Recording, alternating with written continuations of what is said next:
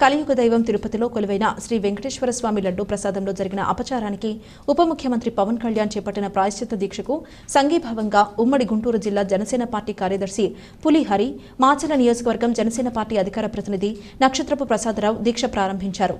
మాచర్లలోని శ్రీ వెంకటేశ్వర దేవాలయంలో బుధవారం ప్రాయశ్చిత్త దీక్ష చేపట్టారు. పులిహరి మాట్లాడుతూ, తిరుమల తిరుపతి దేవస్థానంపై ప్రపంచవ్యాప్తంగా ఉన్న హిందువులకు ఎంతో విశ్వాసం ఉంది. లడ్డూలో జంతువుల కొవ్వు కలపటం వలన భక్తుల మనోభావాలు దెబ్బతినే అవకాశం ఉంది. తిరుమలను కేవలం ఆదాయ మార్గంగానే చూశారని విమర్శించారు. నక్షత్రపు ప్రసాదరావు మాట్లాడుతూ, కోట్లాది మంది ప్రజల నమ్మకాన్ని గత ప్రభుత్వం పట్టించుకోకుండా ఇలా చేయటం దారుణమని అన్నారు. జనసేన పార్టీ అధ్యక్షులు పవన్ కళ్యాణ్ ప్రాయశ్చిత్త దీక్ష చేపట్టారని, వారి బాటలోనే తాము కూడా దీక్ష స్వీకరిస్తున్నట్లు తెలియజేశారు. దీక్షాపరులను జనసేన నాయకులకు, కార్యకర్తలకు వీర మహిళలు ప్రత్యేకంగా అభినందించారు.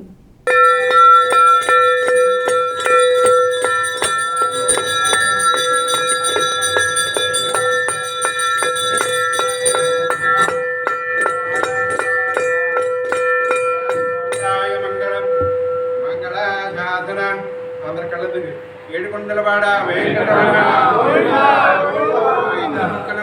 గోవింద రక్షక గోవింద.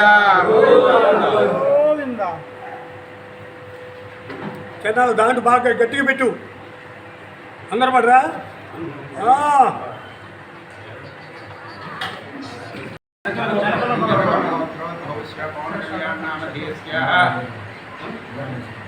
అన్నా లేదు నవానామధేయస్య మార్క్ శంకర్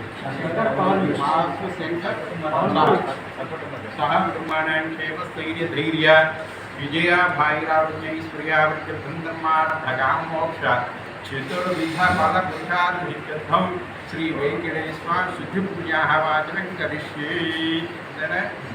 ఓం శ్రీ నమాయ నారాయణాయ నమః. గోవింద నిత్య సాంప్రాణివాస నిత్య కళ్యాణవాస నిత్య గోవింద గోవింద.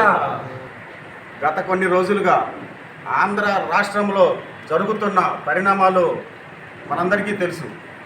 తిరుమల తిరుపతి దేవస్థానంలో జరిగిన అపవిత్రం మహాప్రసాదం వెంకటేశ్వరుని కలియుగ దైవానికి పెట్టే ప్రసాదం కలుషితమైందని చెప్పేసి హిందువులందరూ చెప్పుకోలేని బాధ అనుభవిస్తూ ఉన్నారు. ఈరోజు ఇదే కార్యక్రమం మీద జనసేన పార్టీ అధ్యక్షులు, రాష్ట్ర ఉప ముఖ్యమంత్రి వర్యులు శ్రీ కొణిదెల పవన్ కళ్యాణ్ గారు ఏదైతే ప్రాయశ్చిత్త దీక్ష ప్రారంభించారు, ఆయనకి సంఘీభావంగా ఈరోజు మాచర్ల నియోజకవర్గంలో పట్టణంలోని శ్రీ లక్ష్మీ సమేత వెంకటేశ్వర స్వామి గుళ్ళో సంప్రోక్షణ కార్యక్రమం, ఆలయ శుద్ధి కార్యక్రమం, శాంతి పూజా కార్యక్రమం చేయించడం జరిగింది.